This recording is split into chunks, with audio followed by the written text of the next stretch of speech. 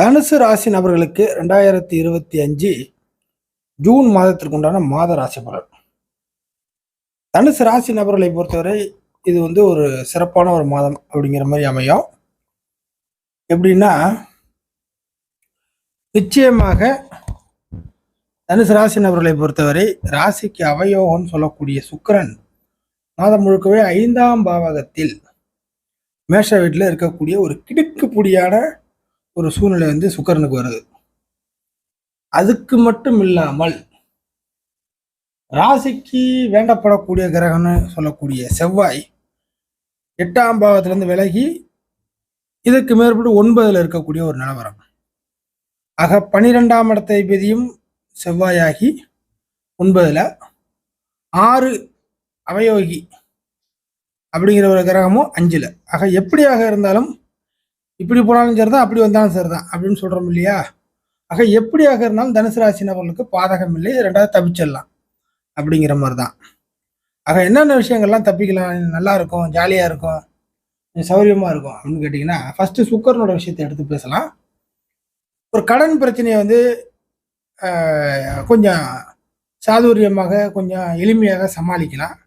கடன் பிரச்சனை கொஞ்சம் சமாளித்து கட்ட முடியும். ஐயோ பணத்துக்கு என்ன பண்ண போறோம், ஏது பண்ண போறோம்னு ஒரு படபடப்பு இருந்துச்சுன்னா அந்த படபடப்பு தேவையில்லை, எப்படியும் சரி பண்ணிடலாம். ஒரு ஆரோக்கிய ரீதியாக சில பிரச்சனைகளை சந்திக்கிறீங்க அப்படின்னாக்கா அதுவும் அரெஸ்ட் ஆகிடும், அதுவும் ஓரளவுக்கு சௌரியமாயிடும். ஏன்னா இவ்வளோ நாள் வரைக்கும் 4ஆம் பாவகத்தில் சுக்கிரன் உச்சமாகி வக்கரமாகி குருவோட பரிவர்த்தனை ஆகி ஒரு ஆரோக்கிய ரீதியாக போட்டு படுத்தி எடுத்திருக்கோம் உங்களையெல்லாம். அதே மாதிரி தான் கடன் பிரச்சனைகளும். ஸோ 2ல் ஒரு விஷயங்கள் அவரவர் சூழ்நிலைக்கு இருந்துகிட்டு தான் இருக்குது. இப்போ ரீசெண்ட் டேஸாக ஒரு 4-5 மாதமாக இது கடுமையாக இருக்கும். இப்போ அந்த பிரச்சனைலாம் அப்படியே டக்குன்னு அதாவது வெள்ளம் வடிஞ்ச மாதிரி இந்த சுக்கிரன் 5ல் வர்றதுனால கடன் பிரச்சனையும் ஒரு கண்ட்ரோலுக்கு கொடுத்துடலாம் அப்படிங்கிற அமைப்பு வந்துடும். அடுத்தது இந்த ஆரோக்கிய ரீதியான பிரச்சனைகளும் கொஞ்சம் கண்ட்ரோல் ஆகிடும். ஸோ இந்த 2 விஷயங்களும் உங்களுக்கு சாதகமாக நடக்கும். சுக்கிரன் 6ஆம் அதிபதியாக இருந்து 11ஆம் இடத்தை பார்த்து 5ல் உட்காந்துருக்கிறதுனால செவ்வாயின் வீட்டில், அதாவது மேஷ வீட்டுக்கு வரக்கூடிய கிரகங்கள் தனுசு ராசி நபர்களுக்கு நன்மை செய்ய வேண்டும் என்பது விதி. அந்த அடிப்படையில் சில விஷயங்கள் கொஞ்சம் உங்களுடைய மைண்டுக்கு ஏற்ற மாதிரி நெகட்டிவான விஷயங்களோ இல்லை உங்கள் மைண்டுக்கு ஏற்ற மாதிரியான விஷயங்கள் இல்லாமல் மாறுபாடான சில சம்பவங்கள், சூழ்நிலைகள், சில நபர்களுடைய நடவடிக்கை அப்படிலாம் இருந்துச்சுன்னா அந்த விஷயங்கள்லாம் உங்களுக்கு இந்த மாதத்தை பொறுத்த வரைக்கும் உடனடியாக ரிசல்ட் வந்துடும். ஆகாது, இதுதான் இப்படிதான், அது அப்படிதான், வந்துடும் வராது அப்படிங்கிற இந்த இழுபறி பிரச்சனை இல்லாமல் சில விஷயங்கள் உடனடியாக சில சொல்யூஷன் தீர்வுகளுக்கு இந்த சுக்கிரன் ஒரு கண்ட்ரோலில் இருக்கிறதுனால கொண்டு வந்துடும். இன்னும் சொல்ல போனால் பெண்கள் வழியில், நீங்கள் பெண்களாகவே இருந்தாலும் பெண்கள் வழியில் ஏதாச்சும் மனக்கசப்பு, டார்ச்சரு, பஞ்சாயத்து, இல்லை அவர்கள் வழியில் விரயம், சில சண்டை சச்சரவு, இல்லை ஏமாற்றங்கள், இந்த மாதிரி விஷயங்கள் இருந்தால் கூட எல்லாமே உங்கள் பக்கம் என்ன அப்படிங்கிற மாதிரி எல்லா விஷயத்துலையும் முடிவு தெரிஞ்சிடும். புரியுதுங்களா? ஸோ முடிவுகள் வந்துடும். அதுக்கு அடுத்ததாக சம்பள வேலையில் மாற்றங்களை சந்திக்கக்கூடிய ஒரு மாதமாக இருக்கும். சம்பள வேலைக்கு மாத சம்பளத்தை எதிர்பார்த்து போயிட்டு இருக்கக்கூடிய தனுசு ராசி நபர்களுக்கு, குறிப்பாக பூராட நட்சத்திர நபர்களுக்கு இந்த மாதத்தை பொறுத்த வரைக்கும் கொஞ்சம் சில மாற்றங்களை சம்பள வேலையை மையப்படுத்தி நீங்கள் சந்திக்கிற மாதிரி வரும். பலருக்கும் அது நல்ல மாற்றமாக இருக்கும், கெட்ட மாற்றமாக இருக்காது அப்படிங்கிறத நீங்கள் ஞாபகத்தில் வச்சுக்கலாம். அடுத்ததாக செவ்வாய்க்கு வரலாம். செவ்வாய் 9ல்.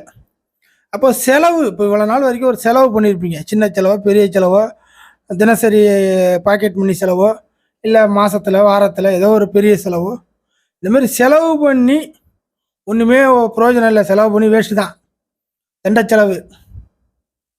எல்லாம் செலவெல்லாம் எங்கே போணுச்சுன்னு தெரியல. பல செலவு, ஒரு செலவு மட்டும் இல்லை, 10-15 செலவு, 1ல் ஆரம்பித்து அப்படியே தொட்டு ஒரு 4-5 செலவு அப்படிங்கிற மாதிரி இழுத்து விட்டுடுச்சு. நம்ம ஒன்று நினைக்க அது ஒரு செலவு தாறுமாறாக போயிடுச்சு. சின்ன செலவு தான், ஆனால் அது தேவையில்லாத செலவாக போயிடுச்சு. ஸோ செலவு போடணும் புண்ணியம் இல்லை, இப்படிலாம் ஒரு புலம்பல்கள் இருக்கும் தனுசு ராசி நபர்களுக்கு. இந்த மாதத்தை பொறுத்த வரைக்கும் 9ல் செவ்வாய் வரப்போகுது. அப்போ இதுக்கு மேற்பட்டு பண்ணக்கூடிய செலவுகள், லைஃப்பில் செலவு பண்ணாமல் ஒரு நாள் நகராது இல்லையா? எவ்ரிடே ஏதோ ஒரு செலவு பண்ணி தானே பண்ணிகிட்டு இருப்போம். பெரிய செலவோ, ஹோல்சேல் செலவோ, ரீட்டைல் செலவோ, ஏதோ ஒரு சின்ன செலவோ பெரிய செலவோ, இதுக்கு மேற்பட்டு பண்ணக்கூடிய செலவுகள் பிரயோஜனமாக இருக்கும். இதுதான் ஏற்கனவே சொன்னது. கடன் பிரச்சனையை சமாளிக்கிற வகையில் என்ன கடனை கொடுக்கறதுன்னு தெரியாமல் முடிச்சுட்டு உட்காந்துருப்பீங்க. இந்த கடனை கொடுக்குறதா அந்த கடனை கொடுக்குறதான்னு. அப்போ இதுக்கு மேற்பட்டு சரியான விதத்தில் ஒரு கடன் பிரச்சனை ஒன்று முடிச்சிருவோம் அப்படிங்கிற மாதிரி வரும். அடுத்து ஆரோக்கிய பிரச்சனைக்கு செலவு பண்ணி பார்த்து 10 15 டாக்டரை மாற்றின கதையெல்லாம் போயிருக்கோம்.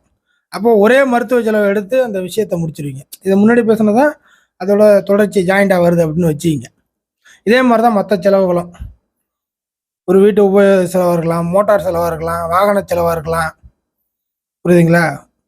ஒரு தவிர்க்க முடியாத ஒரு தினசரி யூஸ் பண்ணக்கூடிய ஒரு விஷயத்தோட செலவாக இருக்கலாம். இது மாதிரி எந்த செலவு பண்ணாலும் அது வந்து 1க்கு 4 திருப்பம் செலவெல்லாம் பார்த்தாச்சு அப்படிங்கிற மாதிரி சூழ்நிலைலாம் ஒதுக்கப்பட போகுது அப்படிங்கிறத எடுத்துங்க. இதுக்கு மேற்பட்டு பண்ணக்கூடிய எந்த செலவுகளும் அது உங்களுக்கு ஒரு பிரயோஜனமான செலவாக இருக்கும். புரியுதுங்களா? பிரயோஜனமற்ற செலவாக இருக்கிறது நல்ல செலவு அப்படிங்கிறது தான். ஸோ செவ்வாய் இந்த 9ல் வர்றதுனால ஒரு திருப்திகரமான சூழ்நிலை செவ்வாயினால இதுக்கு மேற்பட்டு பிறக்கும். அதே சமயம் கொஞ்சம் திடீர் நஷ்டங்கள்லாம் இதுக்கு மேற்பட்டு வராது. கொஞ்சம் உடம்பையும் மனசும் கொஞ்சம் ஓரளவுக்கு கண்ட்ரோலில் உங்கள் மனசுக்கு ஏற்ற மாதிரியான நடவடிக்கையில் மாறும் அப்படிங்கிறத ஐடியா பண்ணிக்கலாம்.